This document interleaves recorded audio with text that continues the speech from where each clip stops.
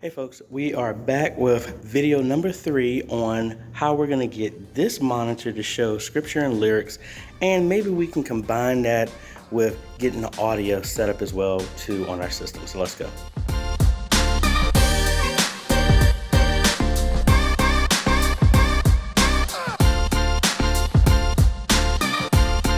Hey folks, AJaytheCEO here. If this is your first time stopping by the channel, thanks for stopping by. And on this channel, we focus on tips, training, strategies, reviews, and builds to help modernize your media ministry. So if you're new here, consider subscribing. And if you like what we're doing here, consider becoming a patron at patreon.com.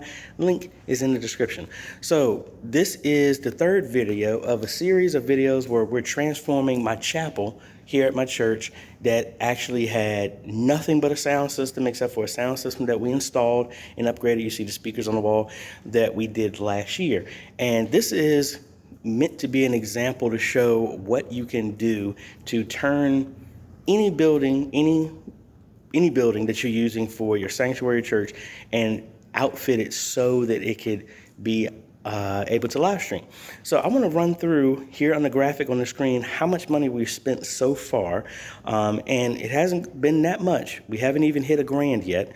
So so far we've upgraded our computer, my pastor's old computer, to where it's capable of live streaming, having enough horsepower to do that. We already had internet in here that I did a while ago, which was just the cable to pull in here. That was more time than it cost anything. We also had a camera that we already had, so I'll still add the price to that. So if I add that, then we are close to $1,000. And then we have the wireless HDMI adapter that I just recently reviewed in this video. And that's what we're going to be installing here. And we already had a sound system, so I'm not going to include that in the price because you can use a regular microphone or your sound system. So let's go ahead and tackle this part, because check out the video of the review, and that pretty much goes over everything. All I'm going to do is jump down from here, and we're going to connect the receiver to the back of this TV, and then put the other side on the computer up there so that this will act as monitor number 2. Now, in that video, I kind of recommended, and it was funny, after I looked at the edited video, it actually showed more in sync than when I was watching it live. So I'm gonna test it again, but in this setup, I'm not putting this up so that we can see the video on the TV. This TV is just meant for presentations, scripture, lyrics, stuff like that. But we could still live stream with just one camera. No one in here would be able to see it. We can always change that, but based off of what we got, I think that's the easiest setup to do. So let me go ahead, hook this up. I got some double-sided Velcro that we're going to stick to the back of there so that it doesn't fall all over the place. And this is really light in comparison. It's about the weight of my phone, if not a little bit more. And we'll go from there. All right, we're going to clean this up, obviously, but we do have at least the wiring straight on here. Got it connected over HDMI.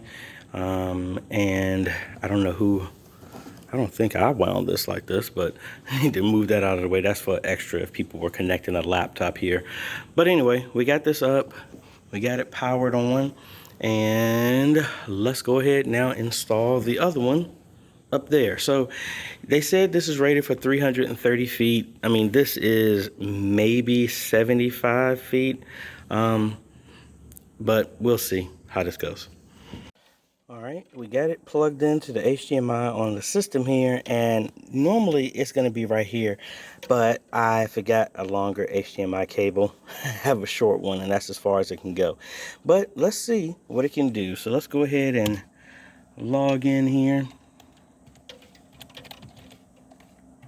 If I put in the right password. All right, so we're here. And it's not picking up the remote from here, so we definitely need to hook up the IR. But let's just see if we do Windows key and the letter P. We're at extended, so it is picking up the monitor, the TV. Yep, so it's picking it up. We just got to switch it to the right connection down there. All right, so as you can see, we got the display coming from up here that I have it extended.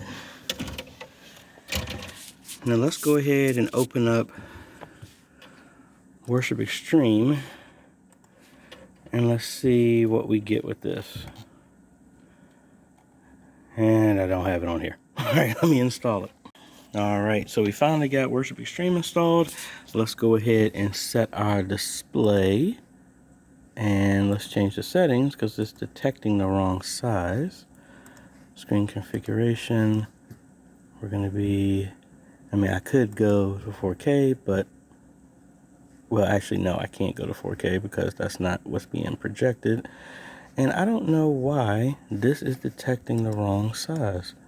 Because if we come here, identify, this is 1, number 2 is 1920. Maybe they got them backwards. No. Yeah, I don't know. Well, we got this here. It's shown in the secondary monitor or screen is connected.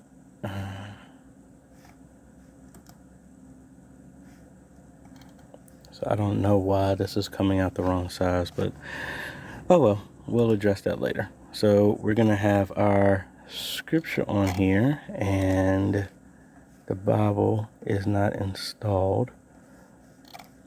Let's change our layout. We don't want lower thirds. We're going to put this in full screen. We're going to put the reference at the top.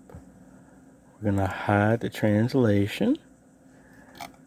All right, let's change our media background to something else. These are kind of cool.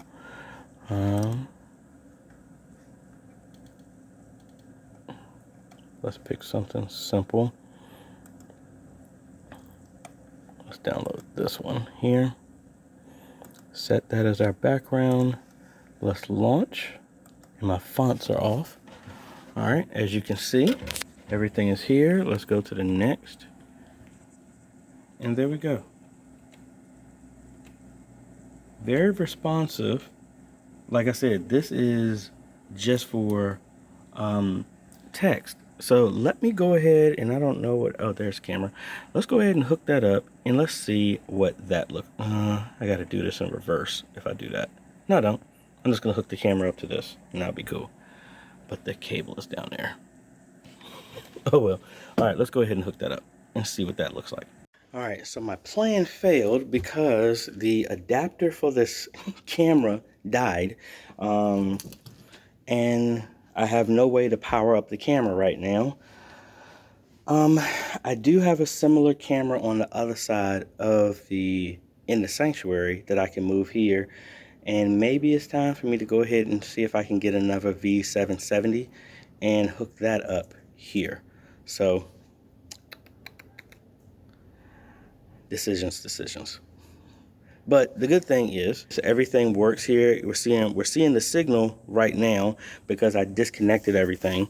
But we'll go from here. So this does work. I'm gonna have to come back for test 2 to do with the cables and the camera.